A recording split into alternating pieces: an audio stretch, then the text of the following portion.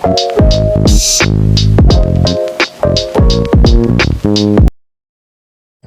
mga kaibigan! Ako nga pala si Jesseline.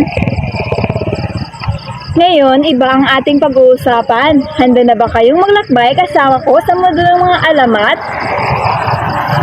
Kasi ako excited na! Nakatanggap ako ng napakagandang hamon. Alam niyo ba kung ano yon? Ito ay ang pagbabahagi ko sa inyo ng isang napakatanda ng alamat. Alam niyo ba kung ano iyon? Ito ay ang alamat ng tala. Ayon sa alamat, ang bawat tala sa langit ay mayroong kwento. Sinasabing ang mga tala ay ang mga kaluluwa ng mga taong namatay na at ngayon nagbibigay ng liwanag sa ating mundo.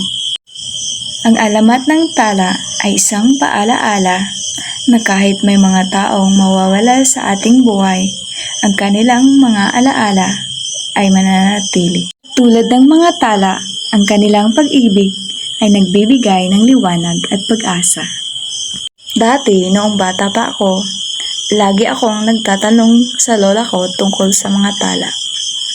Sinasabi ng lola ko na kapag ako daw ay nakakita ng napakatanglaw na tala, dapat daw akong humiling. Kaya naman, tuwing gabi, lagi akong nagnanais ng mga magagandang bagay.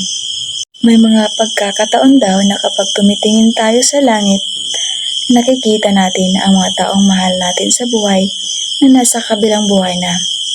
Ito ay paraan daw upang ipabatid nila sa atin. Ano ang masasabi nyo tungkol sa alamat ng tala? Mayroon ba kayong sariling kwento tungkol sa mga bituin?